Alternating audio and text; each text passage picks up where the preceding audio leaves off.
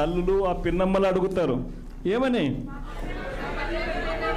నా 18,000 ఏమైంది, నా 18,000 ఏమైంది, నా 18,000 ఏమైందని.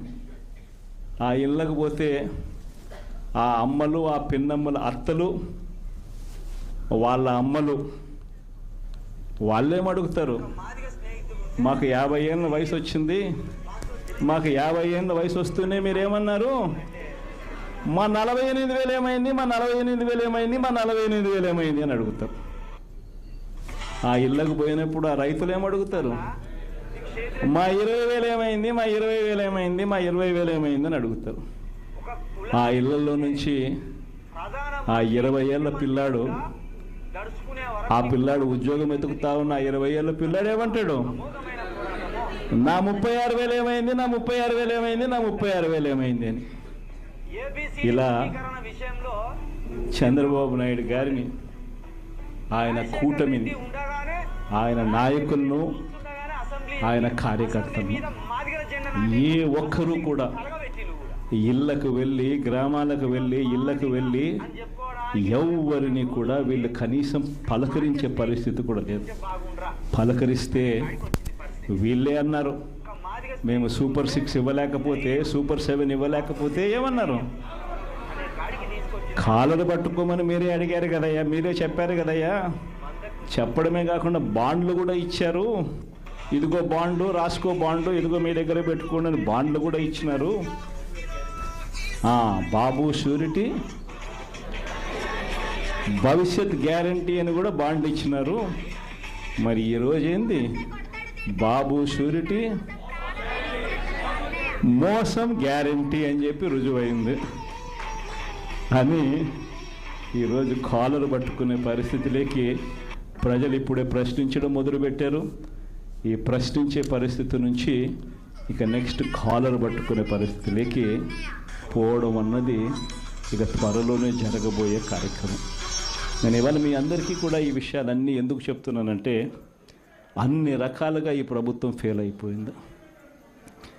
ఈరోజు ఈ ప్రభుత్వంలో జరుగుతూ ఉన్నది ఏమిటి అని అంటే, స్కాములు తప్ప ఇంకా ఏమీ జరగడంలో. ఈరోజు రాష్ట్రంలో ఒక ముఖ్యమంత్రిగా ఒక పాలన సాగించేటప్పుడు, ఒక పార్టీ అధికారంలో ఉండి పాలన సాగించేటప్పుడు ప్రతి పార్టీకి కానీ, లేకపోతే ప్రతి ముఖ్యమంత్రికి కానీ, ఆ ప్రతి నాయకుడికి కానీ, ఆ పార్టీకి సంబంధించిన ప్రతి నాయకుడికి కానీ ఏమనిపించాలి, అదిగో మా నాయకుడు, కాలర్ ఎగరేసుకొని చెప్తున్నాం, తన పలానా వాడు మా నాయకుడు అని చెప్పుకునే పరిస్థితి ఉండాలని ప్రతి నాయకుడు అనుకుంటాడు. ఈరోజు పరిస్థితి ఏమిటి, ఎందుకు వీళ్ళంతా అధికారంలో ఉన్నారు అని అంటే వీళ్ళకే తెలియదు ఎందుకు అధికారంలో ఉన్నారని. ఒకే ఒక కారణం వీళ్ళంతా అధికారంలో ఉండడానికి, అది దోచుకోవడం, దోచుకున్నది పంచుకొని తినుకోవడం. ఇది తప్ప ఇంకేమైనా కనిపిస్తూ ఉందా? ఈరోజు లిక్కర్ స్కామ్, మద్యం స్కామ్, ఇసుక స్కామ్, ఈరోజు నియోజకవర్గంలో ఏమి జరగాలన్నా, మైనింగ్ జరగాలన్నా, నియోజకవర్గంలో ఫ్యాక్టరీ నడపాలన్నా, ఈరోజు ఏది జరగాలన్నా ఎమ్మెల్యేకి ఆయనకి ఎంత ఇవ్వాలా, ఎమ్మెల్యే చంద్రబాబు నాయుడు గారికి ఎంత ఇవ్వాలా. ప్రతి విషయంలోనూ స్కామ్. నియోజకవర్గంలో యథేచ్ఛగా మన కళ్ళ మొదటనే పేకాట క్లబ్బులు జరుగుతూ ఉన్నాయి. యథేచ్ఛగా ఇవన్నీ జరుగుతూ ఉన్నాయి మన కళ్ళ ఎదుట. ప్రశ్నించే స్వరం ఎవరైనా ప్రశ్నిస్తే ప్రశ్నిస్తారేమో అని, ప్రశ్నించకూడదు అని ఏకంగా చిన్నపిల్లలను కూడా చూడుకోకుండా వాళ్ళందరినీ సోషల్ మీడియా కింద 111 సెక్షన్ పెట్టి, అంటే ఆర్గనైజ్డ్ క్రైమ్ అంట. సోషల్ మీడియాలలో నువ్వు చేసే తప్పును ప్రశ్నిస్తే ఎందుకయ్యా సూపర్ 6 ఇవ్వడం లేదు, ఎందుకయ్యా సూపర్ 7 ఇవ్వడం లేదు అని చెప్పి ప్రశ్నిస్తే ఆర్గనైజ్డ్ క్రైమ్ అట.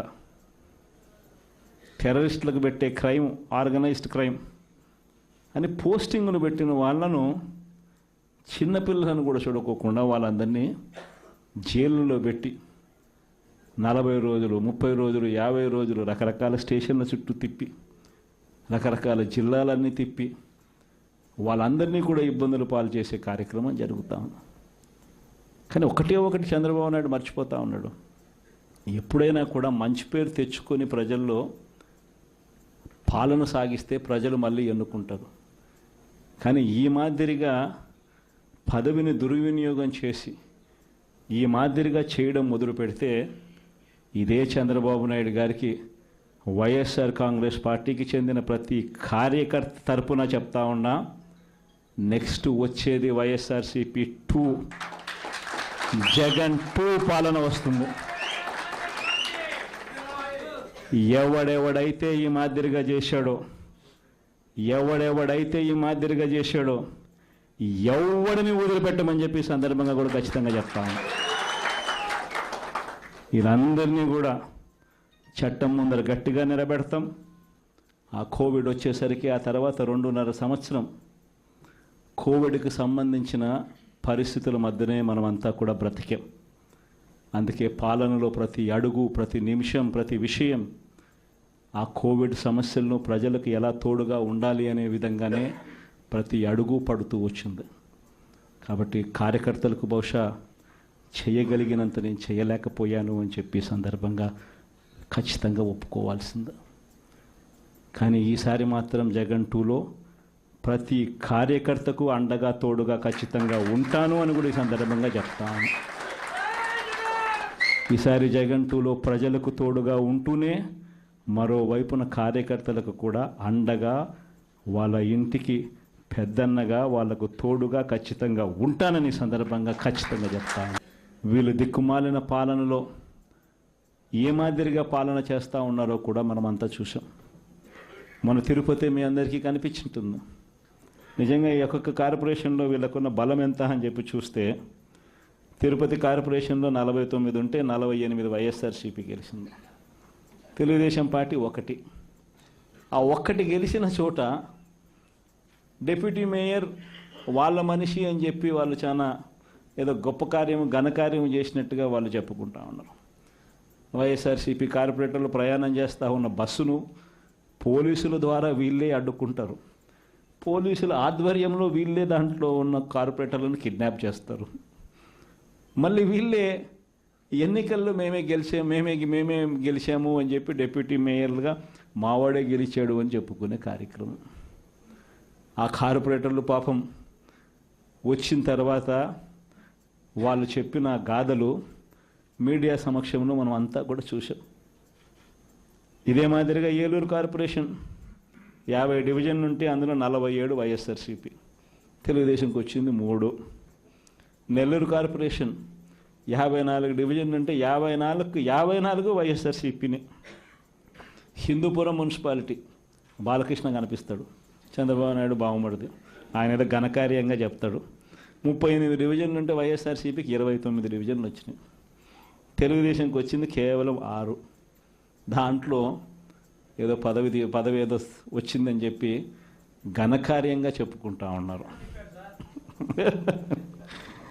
పాలకొండలో 20 ఉంటే 17 వైఎస్ఆర్ కాంగ్రెస్ పార్టీ, 3 టీడీపీ. అక్కడేమో వైఎస్ఆర్ కాంగ్రెస్ పార్టీ వాళ్ళు ఎవరిని కూడా వీళ్ళు ఒక్కరిని కూడా లాగలేకపోయారు. సో వెంటనే ఏం చేశారు? Post phone. తుని 30 ఉంటే 30కి 30 వైఎస్ఆర్సీపీ. తెలుగుదేశం పార్టీకి ఒక్కడు కూడా లేడు. ఆడ కూడా ఉద్రిక్తత పరిస్థితుల మధ్య ఎలక్షన్ పోస్ట్ పోన్ అంట. పిడుగురాళ్ళ మున్సిపాలిటీ 33కి 33 వైఎస్ఆర్సీపీని, ఈడ కూడా election post phone. Nuzvid municipality 32 ఉంటే 25 వైఎస్ఆర్సీపీ, 7 టీడీపీ. బుచ్చిరెడ్డిపాలెం 20 ఉంటే వైఎస్ఆర్సీపీకి 18, టీడీపీకి 2. నందిగా మున్సిపాలిటీ 20 ఉంటే వైఎస్ఆర్సీపీకి 13, టీడీపీకి 6. చివరికి గుంటూరులో కూడా 57లో 46 వైఎస్ఆర్సీపీ, టీడీపీకి 9, ఆ కూటమికి 2. దీంట్లో కూడా అవిశ్వాసం పెడతారంట, మేయర్ని దింపేస్తారంట, ఫలానోడు ఇంకొకడు అని చెప్పి మేయర్ పేరు కూడా అనౌన్స్ చేస్తున్నారు. నిజంగా ప్రజాస్వామ్యం అనేది ఎక్కడుంది అని అడుగుతా ఉన్నా. ఇదే మీ అందరికీ గుర్తుందా? ఇవన్నీ ఎలక్షన్లన్నీ, ఇవన్నీ లోకల్ బాడీ ఎలక్షన్స్ మన ప్రభుత్వం ఏర్పడ్డాక 3 సంవత్సరాల తర్వాత జరిగింది. అంటే కోవిడ్ నుంచి బయటపడిన తర్వాత ఎన్నికలు జరిగాయి. ప్రజలు అటువంటి ఎన్నికల్లో వైఎస్ఆర్ కాంగ్రెస్ పార్టీకి ఇలాంటి నెంబర్లతో ప్రజలు పట్టం కట్టారు. అంత బాగా పరిపాలన చేశాము అని చెప్పి ప్రజలు పట్టం కట్టారు. ఈరోజు మీరు చేస్తూ ఉన్న ఈ తప్పుడు సాంప్రదాయం ఎంత దారుణమైన తప్పుడు సాంప్రదాయం అంటే, రేపొద్దున ఎవడన్నా ఎన్నిక కాండి, ప్రభుత్వంలో ఉన్న వాళ్ళు రేపొద్దున ఇదే పద్ధతిలో పోలీసులు పెడతారు, కిడ్నాపులు, ఇదే పరిస్థితులు ఎత్తుకొని పోవడాలు, ఇదే పరిస్థితుల్లో ఎవడన్నా ఏమన్నా గెలుసు, ఏమన్నా జరుగు, ఏమన్నా అయ్యి లాస్ట్కి ఏమో చైర్మన్లు ఏమో అధికారంలో ఉన్న పార్టీ వాళ్ళు చైర్మన్లు.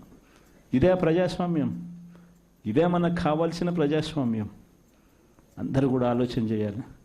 ఇలాంటి రాజ్యం పోవాలి, ప్రజాస్వామ్యం నిలబడాలి, మనలో వ్యక్తిత్వం అనేది పైకి రావాలి, విలువలు విశ్వసనీయతతో కూడిన రాజకీయాలు మళ్ళీ ఎదగాలి. పలానోడు మా నాయకుడు, చెప్పిన ప్రతి మాట నెరవేర్చాడు, ఇతనే మా నాయకుడు అని చెప్పుకునే విధంగా, ప్రజలు గొప్పగా చెప్పుకునే విధంగా నాయకత్వం రావాలి.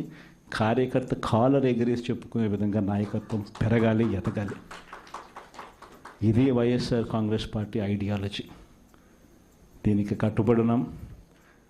ప్రజలకు గొప్ప పాలన అందించాం. రాబోయే రోజుల్లో ఈసారి ప్రజలు మన పాలన చూశారు, చంద్రబాబు నాయుడు పాలన చూశారు. మళ్ళీ వైఎస్ఆర్ కాంగ్రెస్ పార్టీ ఒకసారి ఎన్నికైతే ఈసారి మాత్రం వైఎస్ఆర్ కాంగ్రెస్ పార్టీని ప్రజలు పోగొట్టుకోకుండా మరో 30 సంవత్సరాలు కన్సిస్టెంట్గా మళ్ళీ అదే పాలన ఎన్నుకుంటారన్న నమ్మకం, విశ్వాసం నాకున్నాయి. చంద్రబాబు నాయుడు లాంటి వ్యక్తులు అనే మాట, బటన్లు ఏముంది, ముసలావిడ కూడా నొక్కుతుంది బటన్లు అని చెప్పి ఇదే మాట చంద్రబాబు నాయుడు అన్నాడు. మరి ఇదే చంద్రబాబు నాయుడు ఎందుకు బటన్లు నొక్కలేకపోతా ఉన్నాడు అని చెప్పి ఇదే చంద్రబాబు నాయుడిని ఈరోజు గ్రామంలో ఉన్న ప్రతి ఇంట్లో ఉన్న వ్యక్తులు కూడా ఈరోజు అడుగుతూ ఉన్నారు. మరి ఈరోజు ఏమంటా ఉన్నాడు, ఎంత మొహమాటం లేకుండా, ఎంత నిస్సిగ్గుగా ఏమంటా ఉన్నాడు, రహస్యం ఏదైనా ఉంటే చెవిలో చెప్పు అంటాడు. ఇంకా ఏమంటాడు, బటన్లు నొక్కిన జగన్ను పంపించినారు ప్రజలు, బటన్లు నొక్కిన కేజ్రీవాల్ను పంపించినారు, బటన్ల టైం అయిపోయింది అంటున్నాడు.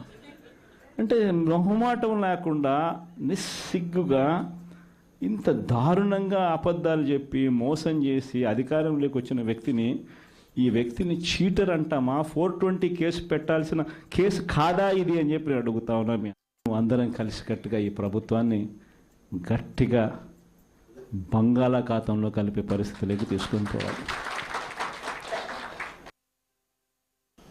ఎన్నికలైపోయాయి. దాదాపుగా 9 నెలలు కళ్ళు మూసుకొని కళ్ళు తెరిచేసరికి అప్పుడే 9 నెలలు గడిచిపోయింది. నిజంగా 2019 నుంచి 2024 మన ప్రభుత్వం ఉన్నప్పుడు, అంటే వైఎస్ఆర్సిపి జగన్ 1 పరిపాలన ఉన్నప్పుడు మనమంతా కూడా ఆ 5 ఏళ్ళు చరిత్రలో ఎప్పుడు చూడని విధంగా, ఇంతకుముందు ఎప్పుడైనా ఇది సాధ్యమేనా అని అనుకునే పరిస్థితి నుంచి కాదు, లేదు, ఇది సాధ్యం అవుతుంది అని చెప్పి చరిత్ర మార్చిన పాలన చూపించగలిగిన పాలన ఎక్కడైనా జరిగింది అని అంటే అది వైఎస్ఆర్ కాంగ్రెస్ పార్టీ పాలనలోనే మాత్రమే జరిగిందని చెప్తాను. ఈరోజు పరిస్థితి ఏమిటి అని చెప్పి ఒక్కసారి చూస్తే, నేను చెప్పిన ప్రతి అంశంలో కూడా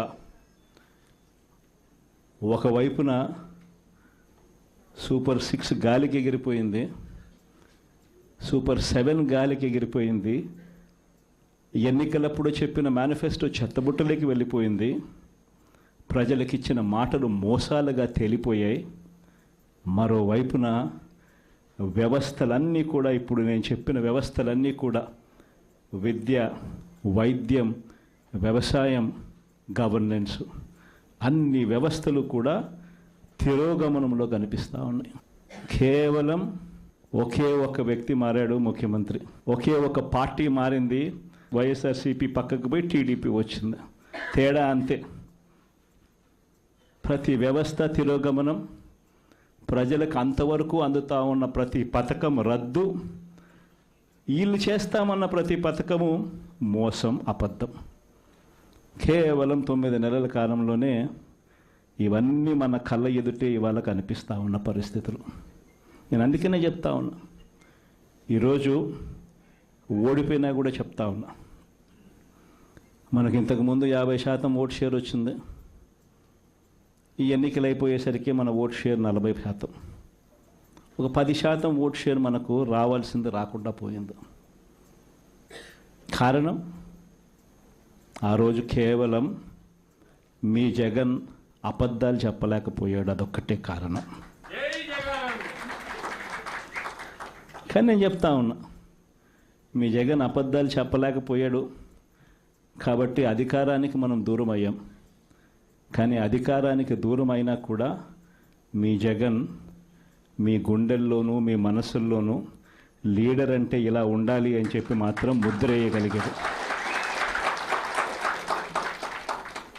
కారణం ఏమిటంటే రాజకీయాల్లో ఉన్నప్పుడు విలువలు ఉండాలి. రాజకీయాల్లో ఉన్నప్పుడు విశ్వసనీయత అన్న పదానికి అర్థం తెలియాలి. ఈ జగన్, మీ జగన్ మరో 30 సంవత్సరాలు రాజకీయాల్లోనే ఉంటాడు. ఈరోజు తెలుగుదేశం పార్టీ కార్యకర్తలు, తెలుగుదేశం పార్టీ నాయకులు ఏ ఒక్కరూ కూడా ఏ ఇంటికి వెళ్ళే పరిస్థితి లేదు. వీళ్ళు గన ఇళ్ళకు పోవడం మొదలు పెడితే, వీళ్ళు గన ప్రజల్లో తిరగడం మొదలు పెడితే ఏమవుతుంది? ఆ ఇంట్లో నుంచి ఆ చిన్నపిల్లలు మొదలు పెడతారు. ఏమంటారు? నా 15,000 ఏమైంది, నా 15,000 ఏమైంది, నా 15,000 ఏమైందని. ఆ ఇంటికి వెళ్ళినప్పుడు ఆ ఇంట్లో ఆ చిన్నపిల్లల తల్లులు, ఆ పిన్నమ్మలు అడుగుతారు, ఏమని? నా 18,000 ఏమైంది, నా 18,000 ఏమైంది, నా 18,000 ఏమైందని. ఆ ఇళ్ళకు పోతే ఆ అమ్మలు, ఆ పిన్నమ్మల అత్తలు, వాళ్ళ అమ్మలు వాళ్ళేమడుగుతారు? మాకు 50 ఏళ్ళ వయసు వచ్చింది, మాకు 50 ఏళ్ళ వయసు వస్తూనే మీరేమన్నారు? మా 48,000 ఏమైంది, మా 48,000 ఏమైంది, మా 48,000 ఏమైంది అని అడుగుతారు. ఆ ఇళ్ళకు పోయినప్పుడు ఆ రైతులు ఏమడుగుతారు? మా 20,000 ఏమైంది, మా 20,000 ఏమైంది, మా 20,000 ఏమైంది అని అడుగుతారు. ఆ ఇళ్ళల్లో నుంచి ఆ 20 ఏళ్ళ పిల్లాడు, ఆ పిల్లాడు ఉద్యోగం ఎతుకుతా ఉన్న ఆ 20 ఏళ్ళ పిల్లాడు ఏమంటాడు?